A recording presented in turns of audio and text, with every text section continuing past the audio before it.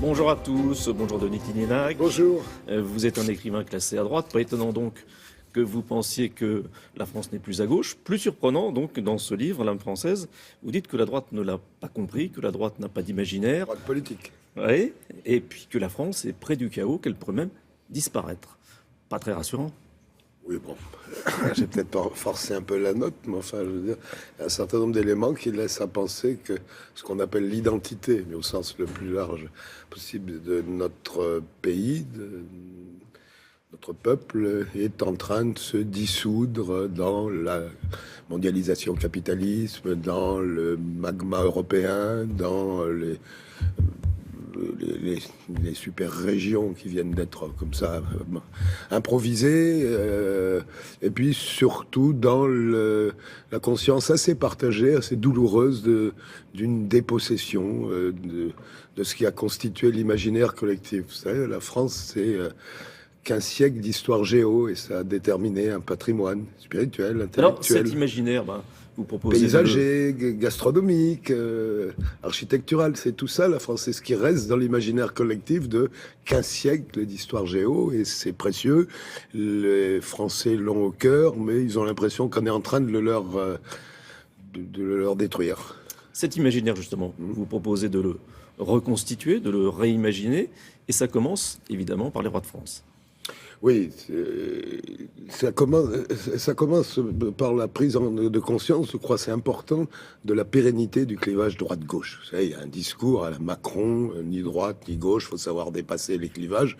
Certes, faut vivre ensemble, mais moi je crois à la pertinence du clivage entre la droite et la gauche, qui vient au moins de la Révolution française. Il a construit deux imaginaires, deux symbolique, deux façons de concevoir le destin de l'homme et puis de la vie de l'homme, du français dans la cité. Et bon, la gauche a ses référents, elle a sa symbolique, elle a ses grands ancêtres, elle a ses rites culturels. Bon, la droite, on donne l'impression de ne savoir parler que d'économie. Un peu plus de croissance, un peu moins de chômage, un peu plus de sécurité. C'est tout ce qu'ils nous racontent, les hommes politiques de droite. Or, moi, ce que j'ai tenu à montrer dans ce livre, c'est que la droite aussi, elle a une belle légende, elle a des héros de fiction ou des héros historiques, elle a des lieux symboliques. Tenez, par exemple, le panthéon de la gauche, c'est le panthéon de la montagne Sainte-Geneviève, un panthéon idéologique, et il est respectable, fait partie de l'histoire de France. Le panthéon de la droite, c'est la crypte de Saint-Denis, parce que justement, il y a cet empilement des rois. Je suis pas du tout monarchique, il y a un consensus sur la République, très bien, mais enfin, il y a la mémoire longue de la France se sent et donne de l'émotion quand on est dans cette crypte. C'est 15 siècles comme ça qui s'alignent, et la France, c'est la somme de tout ça. Et la conscience de droite, c'est d'accepter que la France n'a pas débuté en 89. Il y a eu la monarchie, puis après il y a eu la République, puis après il y a eu la grande saga bonapartiste qui se pérennise en saga gaulliste, et c'est tout ça que j'ai voulu montrer. Il y a des héros. Les héros. Alors il y a des héros réels, et puis il y a des héros de fiction. Par exemple, les Trois Mousquetaires. Oui, vous les citez. C'est vraiment c'est important. C'est l'aventure. Quand deux Français qui se sentent de droite sans savoir exactement avec quoi ça rime, parce que c'est ambigu. C'est être de droite, c'est une sensibilité, c'est un rapport au monde, c'est avoir le sens de la mémoire, de l'héritage, du panache, de la désinvolture, de l'héroïsme. Quand ils se retrouvent tous pour découvrir que les Trois Mousquetaires est leur livre culte. Alors ça, c'est vraiment le bréviaire commun. Et si vous prenez d'Artagnan, Athos, Porthos et Aramis, vous avez toutes les familles de la droite politique, depuis la droite réac jusqu'à la droite orléaniste, comme on dit, l'ancienne droite giscardienne, qui sont représentées. Vous citez donc les Trois Mousquetaires, vous citez aussi Tintin. Tintin est de droite ? Oui, je crois. Droite parce qu'il est pas du tout clérical, mais il est animé par le message évangélique. C'est un héros, c'est un aventurier. La vie à droite est une aventure, à gauche c'est une somme de droits. C'est un aventurier solitaire. À droite, l'aventure est toujours individuelle.